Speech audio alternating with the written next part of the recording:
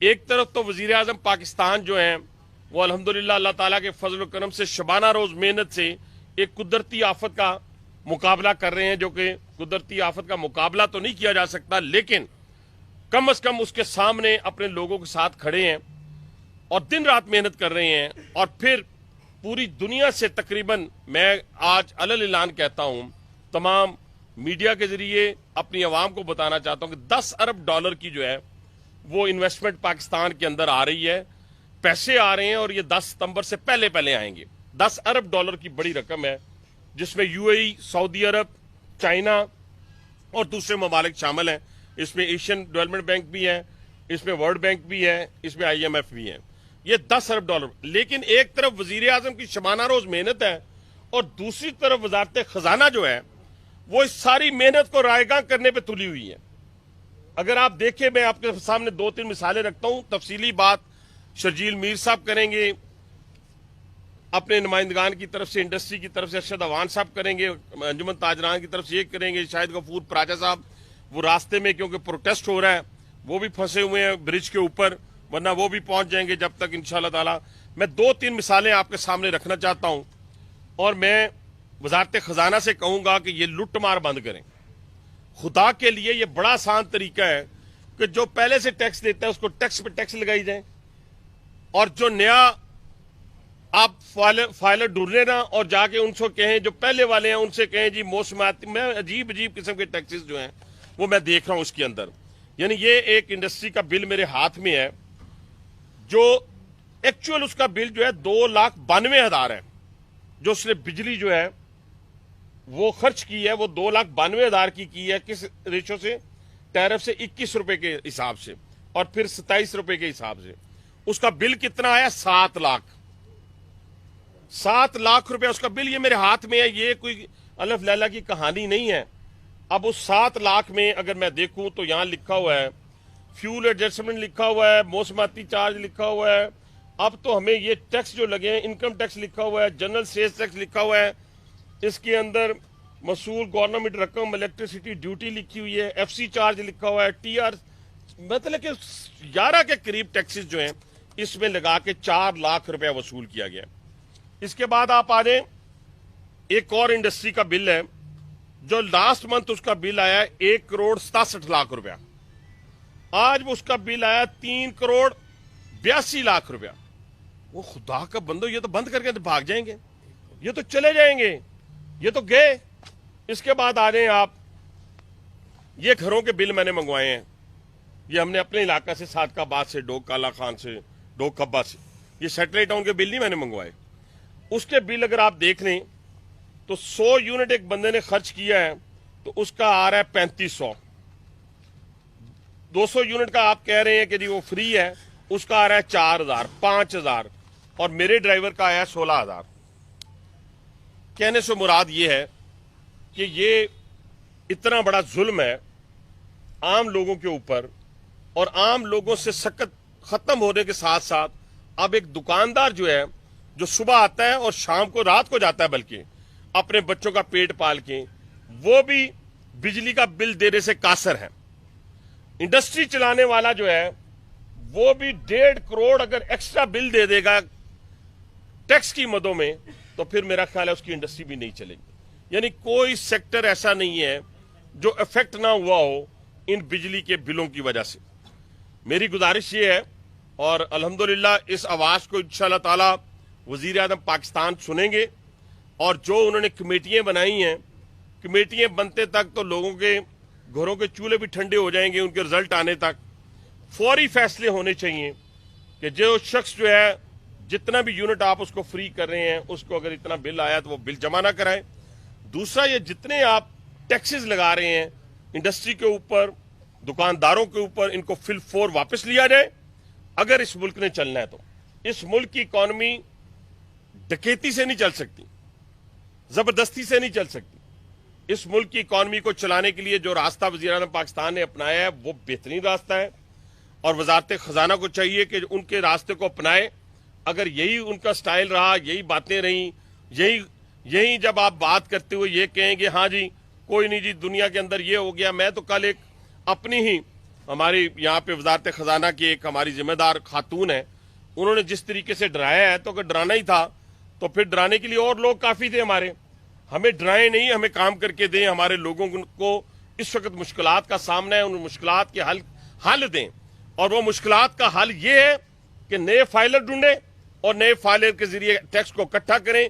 जाए बड़ी बड़ी गाड़ियां ढूंढें, जाए बड़े बड़े घर ढूंढें जो अभी तक टैक्स नेट में नहीं आए, हमें कोई एतराज नहीं होगा। लेकिन जो पहले से नेटवर्क में हैं, उनको टैक्स दोबारा बार बार लगाने से, बार बार नहीं, यानी अंदाजा लगाएं कि 1,67,00,000 रुपए का बिल आया 3,82,00,000 का। ये इतना बड़ा डिफरेंस है कि इसको कोई जस्टिफाई नहीं कर सकता। तो मेरी एक और दो गुजारिशात हैं जिसके बाद मैं इस फोरम के लिए अपने जो ट्रेडर्स कम्युनिटी, एक तो ये है कि मुल्क में नागानी आफत आ चुकी है, इसके लिए भी ट्रेडर्स जो हैं तैयार हैं। मैं यकीन माने अभी बात कर रहा था तो मुझे कई इंडस्ट्रियलिस्ट जिनके बिलों को हम डबल ट्रिपल कर चुके हैं, उनके फोन आए हैं कि हम वजीर आजम के रिलीफ फंड में पैसे देना चाहते हैं। ये अभी आधा घंटा पहले आए हैं। यही लोग तो रीढ़ की हड्डी की हैसियत रखते हैं इस मुल्क के अंदर, और अगर इन्हीं को आप एड्रेस नहीं करेंगे, इन्हीं को ऑन बोर्ड नहीं लेंगे, ये आपके स्टेक होल्डर हैं, तो फिर आप किससे बात करेंगे। और तीसरी बात, ये नागानी आफत को लिए मैं गुजारिश करूंगा तमाम सियासी पार्टियों को कि खुदा के लिए 6 माह के लिए अपनी तमाम ऐसी सरगर्मियां सस्पेंड कर दें। अपनी मां बहन बेटियां जो इस वक्त घरों से बेघर होकर सड़कों पे हैं, गलियों में हैं, स्कूलों में हैं, उनका साया बने, उनके सर पे दुपट्टे का काम करें, उनके सर पे साये का काम करें, हमारे बच्चों को लें, उनकी कफालत करें। ये सारी चीजें सारी सियासी जमातें मिलकर करें। और इमरान खान साहब, आपसे भी गुजारिश है, आपको बहुत ही अच्छा लगता है अपने लिए फंड मांगना। मैं सियासी बात इसलिए करके उसमें नहीं जाना चाहता था, लेकिन आपसे गुजारिश है, अपील करें। आप इस वक्त पाकिस्तान डूबा हुआ है, डूब रहा है, अपील करें। आप अपने लोगों से पैसा मांगे, अपने लिए तो मांगते हैं, अपने पाकिस्तानियों के लिए भी मांगे, अपने लोगों के लिए भी मांगे। आप एक यूनिवर्सिटी जहां 45 के करीब लोग पढ़ते हैं, उसके लिए फंड मांगने के लिए तैयार हैं। आप अपने हॉस्पिटल के लिए फंड मांग के, खैराती फंड मांग के अपने जलसों पे लगाने के लिए तैयार हैं, लेकिन इसके लिए भी तो फंड मांगे। ये जो मेरी मां बहन बेटी जो है और मेरा बुजुर्ग जो है, मेरा नौजवान जो है, वो छत के बगैर हो गया। एक तो इसके लिए तमाम सियासी जमातों को एक होकर सोचना होगा। और हम इंशाअल्लाह ताला ऐलान करते हैं तमाम अंजुमन ताजरान के बिहाफ पर, एक दुकानदार होने की हैसियत से भी और एक नुमाइंदा होने की हैसियत से भी, इंशाअल्लाह ताला इस मामले में हम हुकूमत पाकिस्तान के साथ खड़े हैं, उनकी पुष्ट पे खड़े हैं। और पुष्ट पे खड़े होकर इंशाअल्लाह हम अपने इन जो सैलाब ज़दगान हैं, इनकी मदद के लिए अपना फर्ज समझ के हम इंशाअल्लाह किरदार अदा करेंगे। ये दो बहुत ही अहम चीजें थी, इसलिए मैंने इस प्रेस कॉन्फ्रेंस को भी यहां तक महदूद रखा है, बजाय इसके कि मैं किसी और चीज पे चला जाऊं। किसी सियासी बात पे हम करते रहते हैं। आज अगर हम सियासत के अंदर हैं तो इस पाकिस्तान की बदौलत है, इज्जत इस पाकिस्तान की बदौलत है। और इस पाकिस्तान के कायम और दायम रखने के लिए हम अपनी जानें देने के लिए भी तैयार है, माल देने के लिए भी तैयार है इंशाअल्लाह ताला। लेकिन इसको किसी ढंग से चलना पड़ेगा, किसी रूल्स और ज़वाबित और क़वाइद और ज़वाबित के मुताबिक चलना पड़ेगा। अब मैं गुजारिश करूंगा शजील मीर साहब से, उसके बाद अरशद अवान साहब से, तो फिर आपके सवाल आते हैं। औज़ु बिल्लाहि मिनश्शैतानिर्रजीम, बिस्मिल्लाहिर्रहमानिर्रहीम, रब्बि इश्रह ली सदरी व यस्सिर ली अमरी वहलुल उक़दतम मिन लिसानी यफ़क़हू क़ौली।